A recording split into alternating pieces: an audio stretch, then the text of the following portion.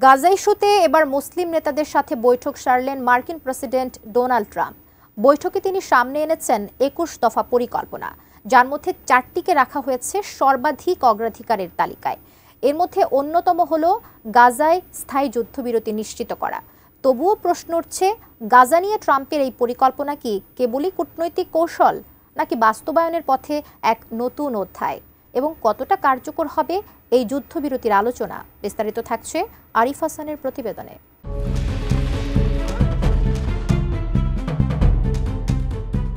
টানা প্রায় ২ বছর ধরে গাজায় নৃশংস হত্যাযজ্ঞ চালিয়ে আসছে দখলদার ইসরায়েলি বাহিনী। ধ্বংসযজ্ঞে পরিণত করেছে পুরো উপত্যকাকে। যেদিকে চোখ যায় শুধুই ধ্বংসের চিত্র। সারা বিশ্বের উদ্বেগ উৎকণ্ঠা উপেক্ষা করে পুরো অঞ্চলকে নরক বানিয়ে তুলেছে নেতানিয়াহু। দফায় দফায় শান্তি আলোচনা চললেও কোনো অগ্রগতি নেই। বিপরীতে প্রতিনিয়ত বাড়ছে মৃতের সংখ্যা। টানা ২ বছরের নৃশংসতায় মৃতের সংখ্যা এখন প্রায় ৭০,০০০ ছুঁই।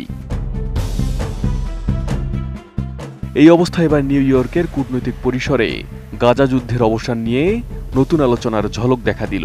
মঙ্গলবার জাতিসংঘ সদর দপ্তরে অনুষ্ঠিত ফিলিস্তিনকে স্বাধীন রাষ্ট্র হিসেবে স্বীকৃতি প্রদানের বৈশ্বিক সম্মেলনের আবহেই যুক্তরাষ্ট্রের প্রেসিডেন্ট ডোনাল্ড ট্রাম্প বসেন আরব ও মুসলিম নেতাদের সঙ্গে এক বিশেষ বৈঠকে তিনি উপস্থাপন করেন ২১ দফার যুদ্ধবিরতি পরিকল্পনা, যা এখন আলোচনার কেন্দ্রবিন্দুতে। ট্রাম্পের পরিকল্পনায় মূলত ৪টি অগ্রাধিকারকে সামনে আনা হয়েছে। পরিকল্পনায় রয়েছে গাজায় বন্দী সব জিম্মির তাৎক্ষণিক মুক্তি, স্থায়ী যুদ্ধবিরতির ঘোষণা, গাজার প্রশাসনকে হামাস ও তার প্রভাব মুক্ত করা এবং ধাপে ধাপে গাজা থেকে ইসরায়েলি সেনাদের প্রত্যাহার। সব মশার বিরুদ্ধে সুরক্ষা দিতে এলো বসুন্ধরা এক্সট্রিম অ্যারোসল, মশার বিরুদ্ধে এক্সট্রিম সুরক্ষা। মার্কিন প্রেসিডেন্টের বিশেষ দূত স্টিভ উইটকফ জানিয়েছেন, আরব নেতাদের সামনে প্রেসিডেন্ট ট্রাম্পের উপস্থাপন করা পরিকল্পনা কার্যকর হলে একদিকে গাজায় সহিংসতা বন্ধ হবে, অন্যদিকে ইসরায়েল ও তার প্রতিবেশী দেশগুলোর দীর্ঘদিনের নিরাপত্তা উদ্বেগের সমাধান হবে। বৈঠকে উপস্থিত কয়েকজন মার্কিন ও মধ্যপ্রাচ্যের কূটনীতিক জানিয়েছেন, আরব নেতারা ট্রাম্পের প্রস্তাবটিকে সমর্থন করেছেন, তবে তারা পরিকল্পনা আরও কয়েকটি বিষয় অন্তর্ভুক্ত করার দাবি জানান।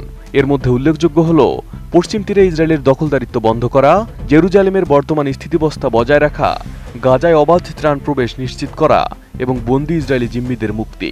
একজন আরব কূটনীতিক মন্তব্য করেন, একটি অসাধারণ ও কার্যকর বৈঠক ছিল, তবে একটি স্থায়ী সমাধান চাইলে শুধু গাজাই নয়, পুরো ফিলিস্তিন ভূখণ্ডে ন্যায্য সমাধান নিশ্চিত করতে হবে।